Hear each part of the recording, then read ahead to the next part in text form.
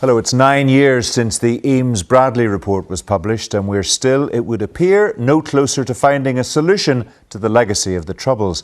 Tonight, I'm joined by Lord Eames and Denis Bradley in what is their first major joint interview since unveiling the controversial recommendations of their report into dealing with the past. Welcome to you both. Thank you very much for joining us.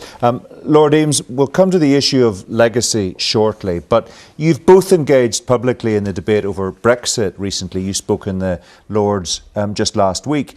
You've expressed your reservations about a potential knowledge deficit in certain quarters regarding what Brexit might actually mean for people, for how people live and work in this part of the world. How concerned are you at the lack of awareness you've come across at Westminster? There is a confused attitude to what's happening in the devolved nations, Wales, Scotland and ourselves here in Northern Ireland. When the negotiations are going on, Wales and Scotland have elected representatives speaking for them, searching out for solutions to those particular areas.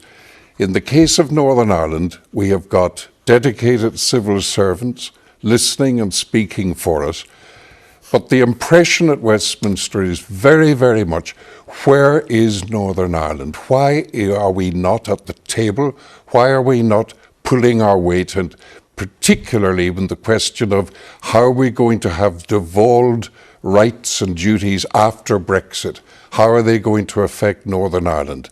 We think of farmers and fishermen, educationalists, the hospitals, and the confused attitude to this at Westminster at the moment is very much marked because last night we took the act which will allow us to look after a situation in the whole of the United Kingdom once Brexit comes. It reached its next stage. It's gone to the committee stage. And time again we were asked, what is the position in Northern Ireland? How is the devolved administration in Northern Ireland going to be treated alongside Wales and Scotland? So we've got MPs, of course, in the House of Commons. We've got peers like yourself in the House of Lords. But are you saying that while we do not have a functioning Assembly and Executive at Stormont, there is a democratic deficit which is causing a real problem on the issue of Brexit? Undoubtedly. And this is coming through time and time again when we look at the role of central government, the role of the devolved administrations. How are they going to have the relationship between what happens at Westminster and particularly in 10 Downing Street? How are we going to relate that to the particular needs of Northern Ireland? Even today, the EU were saying to the Northern Ireland Select Committee, nothing yet has been agreed about the border. Now that, after all that we've talked about, all the points we've tried to make, it's a devastating remark. Denis Bradley, do you agree that there is a democratic deficit at the moment on this critical issue? There's always a democratic deficit when people are not talking to each other. And Brexit is huge. Keir Starmer was here during the week in Derry, and we took him out into Green Navalia and looked around. Green Navalia is a fort out just outside here, and it overlooks Derry and it overlooks Donegal, and it's been there for about 1,200, 1,400 years. And I mean, you can't see the difference and you can't see the border, but at this moment of time, this whole constitutional issue is back on the table in a way that I don't think any of us ever foreseen, and certainly the parties here in Northern Ireland didn't foresee it. And to be in a state of limbo where they don't talk to each other about these issues, they're talking to each other about smaller issues, about the things we know about the Act na Gaeilge and about definite rights and so forth for specific groups of people. But at the same time, this major debate is going on. And we're caught in this weird situation whereby I have never seen nationalism more contented, more settled, more confident, certainly in my lifetime, than Northern nationalism.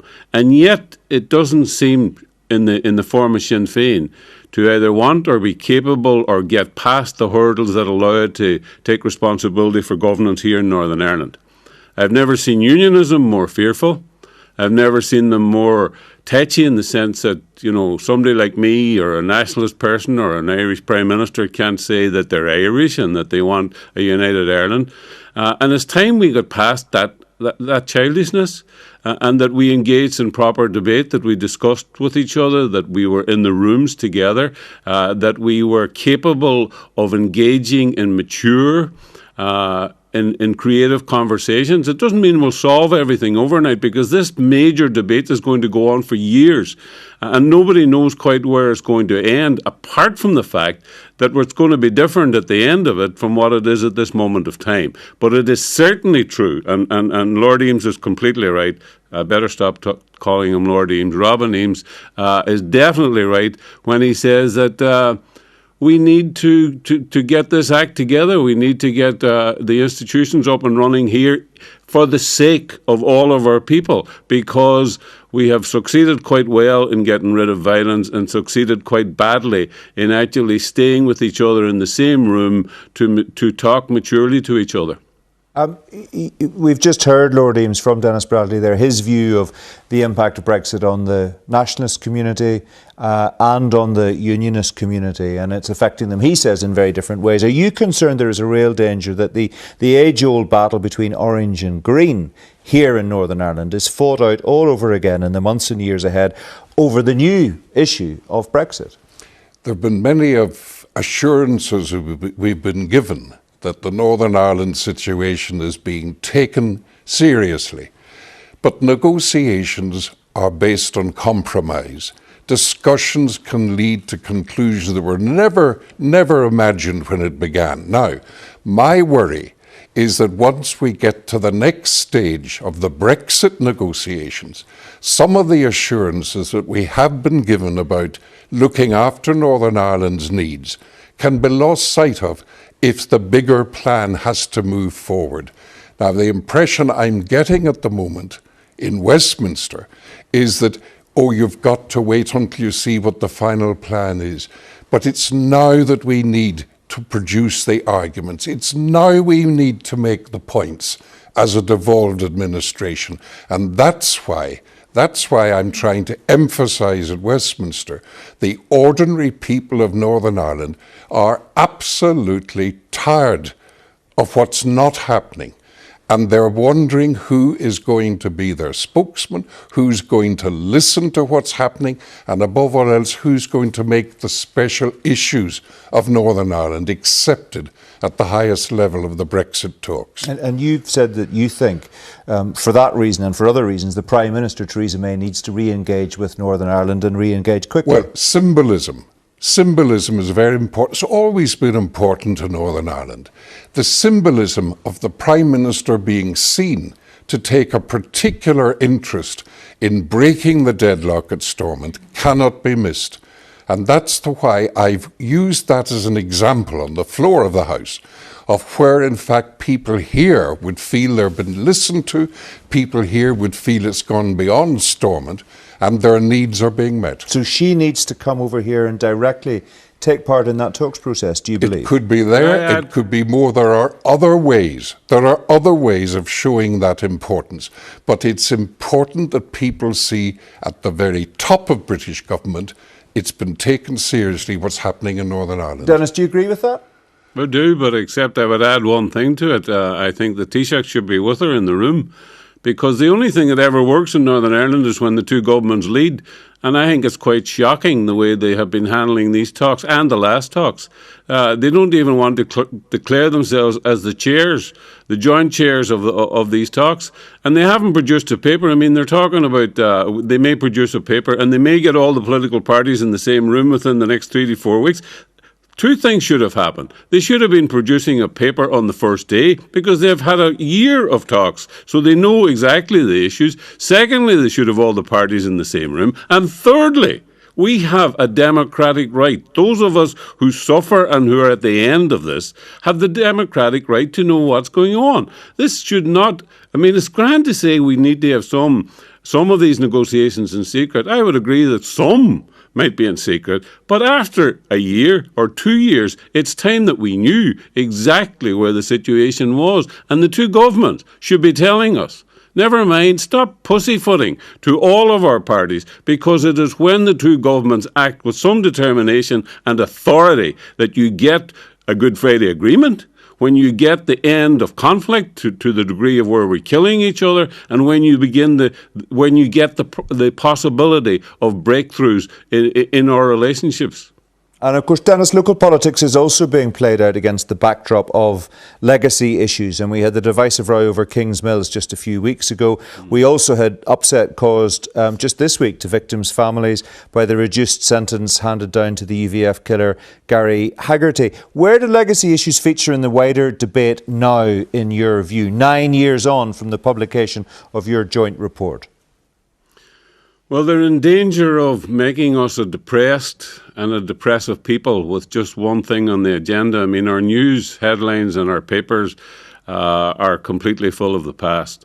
I mean, myself and Robin and the group we work with warned about this, that this could become the dominant feature that would destroy a lot of things in Northern Ireland, that could destroy politics and that could destroy social life and could destroy reconciliation, and that we needed to get past and beyond that. I think that reading the signs of the time at the moment, I think that it's beginning to become a little bit clear that, well, this is my reading of the situation. I don't know if everybody will agree with it, that the British government are thinking of introducing a statute of limitation. Now, that has some great difficulties with it, but it is also, I mean, it was in our report to a degree. We said the work should be done in 5 years and then it should stop, and that's where the thing called the amnesty should come into being. I think that the British government are now thinking of doing something similar at the moment, and I think that they won't be able to do it just for their own soldiers. I think that they will have to do it for everybody to make it constitutional and to make it get through the courts. If that happens, then I think that a number of things will happen. Internationally, it will be seen as probably against breaking international rules and international law. But I think that the British government will probably face that down. I think that the political parties here will jump up and down, but really behind the scenes they'll be very relieved. And I think that will go for particularly Sinn Féin and for the DUP. I think the victims here will feel very betrayed. But there's another, I think that the victims need to also face something, perhaps, that if they're not going to get a justice and truth, which I think is becoming less and less likely as the years go past, and I think that as it dominates and darkens our lives, all of our lives, then I think that the victims need to also see that there's a lot of other ways of dealing with the past, and they may have to settle for, dealing with things like pensions and welfare and good health facilities and all those other things that were also within our report. I think that Mark, has to now become part of the discussion. OK, I'll come to Lord Eames in 1 second. Can I just ask you to clarify one point, Denis, for me? If you're saying that the UK government will, in your view, very probably create an amnesty in all but name across the board, would you welcome that? Would you agree that that is now necessary to break the logjam? No, I didn't welcome it 5 or 9 years ago, and I wouldn't welcome it now. But what I would say is that it's better to tell the truth around this. I mean, there's many forms of truth, and one of the things that's important is to be very truthful, particularly with victims, with people who have lost loved ones. It's terrible to not tell them the truth. And if it is that we're not going to get to the mechanisms of justice and the mechanisms of truth, then let's be upfront and truthful about that and not doubly hurt victims. And then get on with the rest of it and do the things that are doable and that are helpful and creative to people. I mean, for example, there are many people live without pensions, there are many people live in trauma and all of those things. And I think that it's better to be truthful if that's the road that we're going down, and to be truthful now. OK, Yeah, Mark, Lord Eames, do you agree with that analysis? Hold on a minute. The point that I would put in addition to what Denis has said, which I largely agree with, is that people cannot come to terms with the fact that a new generation that's going to inherit the mistakes that were made in our generation is a generation that's reading about these things in history books. They didn't come through the troubles or the trauma. And that generation is inheriting what we are not doing. And that's why I think it's so important that we talk about the truth. We say, what is a victim looking for? I have pastorally been concerned for years with many of these victims. And time again, I have to remind people it's to do with ordinary people. It's not just about politics. It's not just about Westminster or Stormont. It's about people suffering in their lives because of what they've come through. Now, when you go to the generation that is eventually going to take over from us, that's a generation that only read of these things in the history books. And that's post-Brexit. Yeah, you also, of course, just to complicate this further, have had I think it's fair to say, and you can put this in your own words, a slight change of heart on the definition of a victim, and you're not entirely satisfied or happy with the statutory definition at the moment because there's a degree of moral equivalence there that you are uncomfortable with. Is that right? Well, it's not that I'm uncomfortable with the moral question of this. It's the fact that I don't believe it's telling the whole story. A generation were victims of the Troubles. There were particular cases, and those were devastating cases, but we've got to take the longer view as we move on towards Brexit. I'm sorry, but the two things are linked.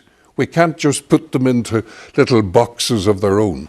The Brexit situation is bringing to the surface questions not just about what devolution means, but it's how we view our history, how we view how we have come to this point of major decisions for the whole of the United Kingdom. And that generation I'm referring to in our schools, growing up, they are the ones who are going to interpret what we're talking about tonight. Denis? Well, I mean, my fear is that we are going to continue this battle. I mean, we said that if you dealt with if you dealt with our past within the criminal justice system, it would wreck us financially, but it would also wreck us emotionally.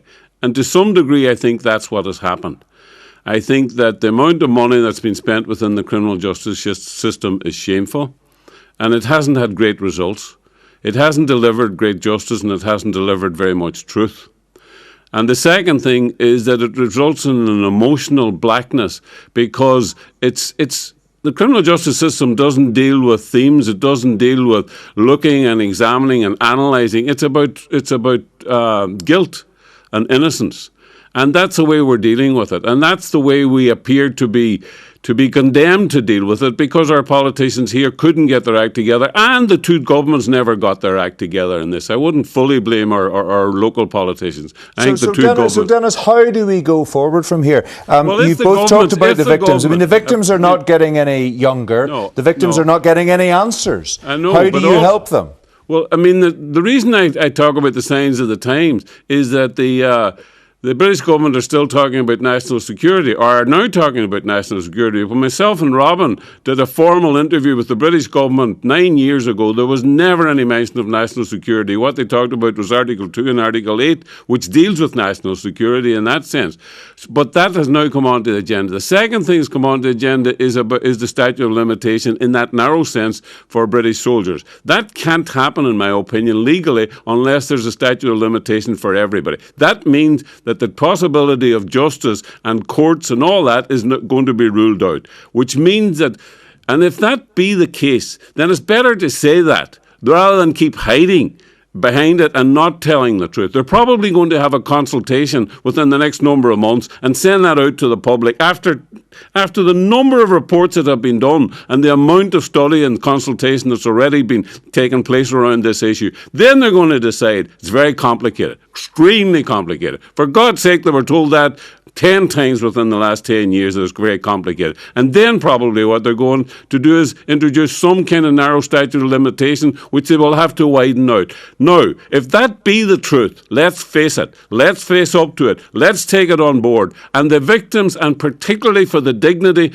and the welfare of victims, let's do all the other stuff that we recommended. Storytelling, welfare, pensions, all that other. All the aspects of truth, of the past, are not contained within justice and truth. There are other issues there that I think should be taken and can be taken on board and can be implemented and paid for well by both governments, in my opinion. Okay, Lord Eames, you can sense the frustration there that Denis has. Do you share it? The problem with Denis's frustration, which I share, you do, is that in fact when our report came out 9-10 years ago, we now know that society wasn't ready to think of those issues the way in which they're doing now. I think the climate has changed, and I really do. It's not just that we wrote the report, but quite honestly, time and time again over the last 10 years, people have referred to some of the principles we put forward, despite the fact that they couldn't accept it at that particular time. Let me ask you but this, it Lord has Eames. changed. Okay, so do you think that it should be dusted down, taken off the shelf and re-examined? If Karen Bradley or any of her senior advisors are watching this conversation tonight, what's your message to them? It's not a question of flattery that we wrote this report, but it is we took the widest possible public consultation before we made those proposals. But the fact that it got the reception it did was because I believe society hadn't yet reached the point where they wanted to think at that level, where they wanted to face up to those divisive issues. But now, when people talk to me about what we said then, the attitude has changed. The attitude says, well, perhaps we should look at it again. Okay. Denis, just a final sentence to you. What's your message to Karen Bradley and other senior individuals who could change the course of this debate if they're watching tonight? Be honest, be a little bit courageous, work closely with the Irish government, encourage them to be honest and be courageous, tackle us all in a fashion which has some dignity and some maturity in it, challenge us, make us grow up, and get us out of the depressive state in which and the negativity in which we have allowed ourselves to become, and make sure that you drive our local politicians back into power. And remember how far we have come, what we've achieved, and the fact that we are living still with those memories. Don't let us sink back. Gentlemen, it's been fascinating to hear your thoughts 9 years on from the publication of that report. It'll be very interesting to see what the public reaction is to what you've had to say tonight. Thank you both very much indeed for joining us on the programme.